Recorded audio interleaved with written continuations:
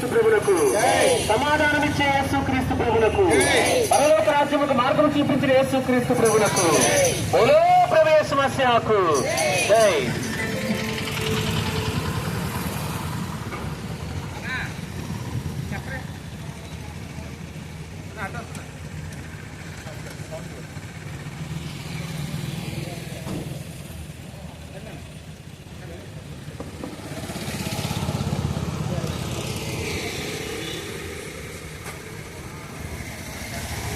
ప్రభునందు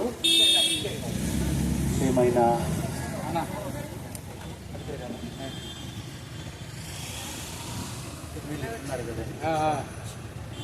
చెప్పండి.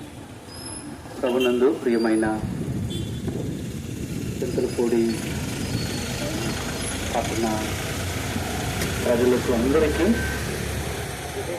ఈ యొక్క ఉదయకాల సమయంలో హృదయపూర్వక వందనాలు మీకు తెలియజేస్తున్నాము. ఈ దినాన మీ ప్రాంతంలోనికి మేము వచ్చి కొన్ని మాటలు, కొన్ని పాటలు, కొన్ని పత్రికలు ఇవన్నీ చేయడానికి కారణం ఒకటే పిల్లరా. అందుకనే ఇప్పుడే మా సహోదరులు పాడుతూ వచ్చారు, ప్రేమతో యేసు పిలుచుచున్నాడు. ఈ లోకంలో యేసు ప్రభు ఎవరిని పిలుస్తున్నాడు, ఎలాంటి వారిని పిలుస్తున్నాడో తెలుసా? రోజున గొప్ప గొప్ప వేడుకలకు, మందులకు, గొప్ప గొప్ప కార్యక్రమాలకు నల్లాంటి వారిని ఎవరు పిలవరు. విఐపీలని, వివిఐపీలని, చీఫ్ విప్లని, ఇలా ఎంతోమంది గొప్ప వాళ్ళని దేనికైనా పిలుస్తారు. ఉదాహరణకు చెప్పాలంటే అసెంబ్లీ జరగబోతుంది, నేను అసెంబ్లీకి వెళ్ళాలి అంటే కనీసం గేట్ దగ్గర కూడా రానివ్వరు. ఈ లోకంలో గొప్ప గొప్ప స్థలాల్లోకి ఎవరు పిలవరు, వెళ్దామన్నా రానివ్వరు. కానీ దేవాది దేవుడు సృష్టికర్త మనం ఎక్కడికి పిలుస్తున్నాడో తెలుసా? అన్నిటికంటే గొప్ప ప్రదేశము, అత్యున్నతమైన ప్రదేశము, ఆకలి దెబ్బలు లేని ప్రదేశము, బాధ, దుఃఖము, వేదన, శ్రమ లేని ప్రదేశము, ఆనందకరమైన ప్రదేశం, అది పరలోకం. ఆ పరలోకానికి మనల్ని పిలుస్తున్నాడు. ఆయన పిలవటానికి ఏదో పరలోకంలో నుంచి అరవలేదు, పరలోకం నుంచి ఉత్తరం రాయలేదు, పరలోకం నుంచి ఒక ఫోన్ చేయలేదు, కానీ పరలోకం నుంచి తానే వచ్చాడు. యేసు ప్రభు లోకానికి ఎలా వచ్చాడో మన చేతి 5 వేళ్లు చూపిస్తున్నాయి. ఆయన ఎలాంటి వాడంటే మొట్టమొదటిగా ఆయన ప్రేమామయుడిగా వచ్చాడు. ఎంత ప్రేమించాడంటే ఈ లోకంలో ఆయనలాగా నిన్ను ఎవరిని సొంత వాళ్ళు కూడా ప్రేమించరు. నీ భార్య, భర్త, బిడ్డలు ఎవరు ప్రేమించని రీతిగా ఆయన నిన్ను ప్రేమించాడు. ఇది మొదటి రూపం. దేవుని యొక్క మొట్టమొదటి రూపం ఎలా ఉందంటే ఆయన ప్రేమామయుడు. రెండోది చెప్తుంది ఏంటంటే ఆయన కృపామయుడు.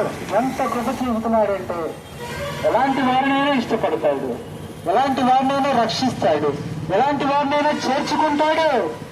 ఆయన కృపామయుడుగా ఈ లోకానికి వచ్చి పిలుస్తున్నాడు. మూడోది మనం చూస్తే ఆయన కరుణామయుడు. కరుణామయుడు కరుణామయుడు అంటే కరుణామయుడు సినిమా అనుకోమాకండి. సినిమాలో కొన్ని వాస్తవాలు, కొన్ని అవాస్తవాలు ఉంటాయి. కానీ పరిశుద్ధ గ్రంథం బైబిల్ ఎంతో వాస్తవమైనది. ఆయన కరుణ చూపుతున్నాడు.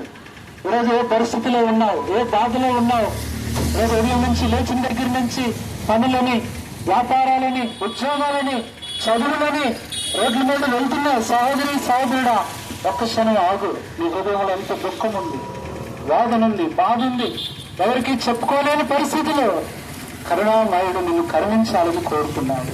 ఎలాంటి వ్యాధిలో ఉన్నా, ఎలాంటి బాధలో ఉన్నా, ఎలాంటి ఆవేదనలో ఉన్నా నీకు కరుణుంది. ఇది దేవుని యొక్క మూడవ రూపం. ప్రేమామయుడు, కృపామయుడు, కరుణామయుడు. నాలుగవదైన దయామయుడు. ఎంత దయ చూపుతున్నాడంటే ఈరోజు కూడా నీ యందు దయ చూపాలనే నీ ప్రాంతానికి వచ్చాడు. నీ మీద దయ చూపించాలనే నీ దగ్గరికి వచ్చాడు. ఆయన దయ చూపిస్తాడు. మనుషుల్లో కోపం ఉంటుంది, ఆవేశం ఉంటుంది, పగ ఉంటుంది, ప్రతీకారం ఉంటుంది. కానీ అలాంటి దేవుడు కాదైనా నువ్వు చేసిన పాపాలు గుర్తుంచుకొని నిన్ను శిక్షించేవాడు కాదు. ఆయన దయ ఆయుష్కాలమంతా ఉంటుంది. ఆయన దయామయుడు. ప్రియ సహోదరుడా, ఈ చిన్న మాటలను నీ హృదయంలో గుర్తు చేసుకో. ఇందులో ఏ ఒక్కటైనా సరే నువ్వు గుర్తుపెట్టుకొని పిలిస్తే చాలు, ఆయన పలుకుతాడు. ఇది 4వదిగా మనం చూస్తున్నాము. ప్రియ సహోదరి సహోదరుడా, 5వది మనం చూసినట్లయితే ఆయన ఎలాంటి వాడు? దేనితో నిండినవాడు.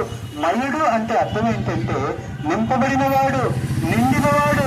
కాబట్టి 4 విషయాలు. ఒకటి ఆయన ప్రేమామయుడు, 2వది ఆయన కృపామయుడు, 3వది ఆయన కరుణామయుడు, 4వది ఆయన దయామయుడు. పిల్లరా, అంతేకాదు 5వది మనం చూసినట్లయితే ఆయన కటాక్షమయుడు. నిన్నెంతో కటాక్షించాలని కోరుతున్నాడు. కరుణ కటాక్షాలు నీకు ఇవ్వాలని ఆయన ఎంతో ఇష్టపడుతున్నాడు. ఎవరు దినాన మనల్ని కటాక్షించరు, త్రోసేస్తారు. ఎవరి దగ్గరికి వెళ్ళి ఏ సహాయం అడిగినా వాళ్ళు వినరు, త్రోసేస్తారు. ఇంకా చెప్పాలంటే పిల్లారా ఎంతో కోపడతారు, కొడతారు. అయితే దేవుడు అలాంటి వాడు కాదు, నిన్ను కటాక్షించేవాడుగా ఉన్నాడు. భక్తుడు అంటున్నాడు, యెహోవా కటాక్షము నా మీద ఉన్నది. భక్తురాలంటుంది, యెహోవా కటాక్షము నాకు దొరికింది. ఆయన కటాక్షము కలిగిన వాడు. ఇది నాన్న ఈ అనుభవాల్లో 5 వేళ్ళు దేవుని గురించి, ఆయన పేర్ల గురించి, ఆయన లక్షణాల గురించి చెప్పుకుంటే ఒక్క వేలు పట్టుకొని ఏ అనుభవంలోనైనా ఆయన పిలువడు తప్పకుండా మీకు సహాయం చేస్తాడు. ఏ సహోదరి సహోదరుడా, అందుకనే ఆయన చేతులంతా గాయాలు. ఎందుకు? ఆయన దేహం అంతా రక్తం. ఎందుకు శిలువ మోయాల్సి వచ్చింది? ఎందుకు ప్రాణం పెట్టాల్సి వచ్చిందంటే పాపులమైన మనల్ని రక్షించడానికి.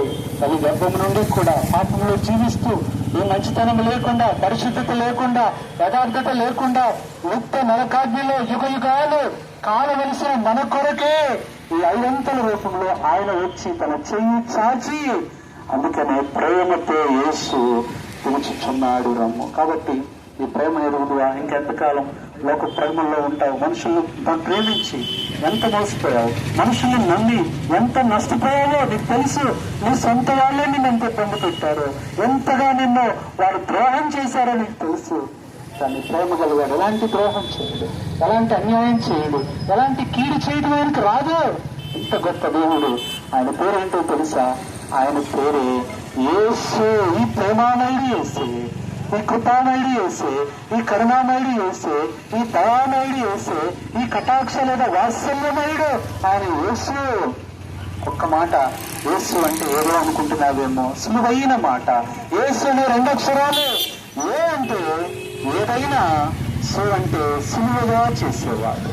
ఏ అంటే ఏదైనా, ఏ కష్టమైనా, ఏ బాధ అయినా, ఆ ఏ దగ్గర నీ ప్రతి పరిస్థితి పెట్టుకో. ఏ బాధ, ఏ వ్యాధి, ఏ సమస్య, ఏ పరిస్థితి అయినా సు అంటే సులువుగా చేసేవాడు. మనుషులందరికీ కష్టమైనవి ఆయనకు సులువు, మనుషులందరికీ భారమైనవి ఆయనకి ఎంతో తేలిక. ఎంత సులువైన దేవుడు, ఎంత సులువుగా జరుగుతుంటాడు. ఎలా వెళ్ళిపోతావు? ఈ మాటలు వింటున్న నీవు ఏ పరిస్థితిలో ఉన్నా హృదయంలో చిన్న మాట విశ్వాసంతో పాటించు. యేసు నువ్వు నాకు కావాలి. ఈ 7 అనుభవంలో నేను కూడా నీ చేతిని చూసి, నీ ప్రేమను నేను జ్ఞాపకం చేసుకొని, నీ స్వరాన్ని విని నేను కూడా నా హృదయంలో నేను చేర్చుకుంటున్నాను అని ఒక్క మాట చెప్పినట్లయితే నీ పాపం కడిగి వేస్తాడు. ఏ సహోదరుడా, ఎంత గొప్ప సంతోషమో చెప్పడానికి వీల్లేదు. గొప్ప ఆనందం నీకు దొరుకుతుంది. కాబట్టి ఈ సులువైన దేవుణ్ణి సులువుగా ఇప్పుడే విశ్వసించు. నీ జీవితము మారిపోతుంది. మళ్ళా రేపు రాదేమో తెలియదు, మళ్ళీ ఇక్కడ రేపు మేము ఇక్కడికి వస్తామేమో తెలియదు. ఈ అవకాశం నీ కొరకే, ఈ సమయం నీ కొరకే. కాబట్టి దాటిపోనివద్దు. దేవుని వాక్యం చెప్తుంది, ఇదే మిక్కిలి అనుకోని సమయం, నేడే రక్షణ దినం. ఎన్నిసార్లు గతించినా లోబడిన వాడు తిరిగి లేకుండా హఠాత్తుగా నాశనం అయిపోతాడు. యేసు ప్రభునందు నువ్వు విశ్వాసం ఉంచినట్లయితే నువ్వే కాదు, తర్వాత నీ కుటుంబం, నీ బిడ్డలు, నీ తల్లిదండ్రులు, నీ బంధువులందరూ కూడా నీ ద్వారా రక్షణలోనికి రాగలరు. కాబట్టి ఎందుకు నువ్వు పరిచయం పెడతావు, వాయిదా వేస్తావు? ఎన్నోసార్లు విన్నావు కానీ ఎప్పుడు తీర్మానం చేసుకోలేదు. ఈసారి తీర్మానం చేసుకో, నీ జీవితం మారిపోతుంది. అంతేకాదు నీ కొరకు మేము కూడా అందరం కలిసి ప్రార్థన చేయాలని ఆశపడుతున్నాము. మీ కొరకై ఈ సెంటర్లో ప్రార్థన చేస్తాము.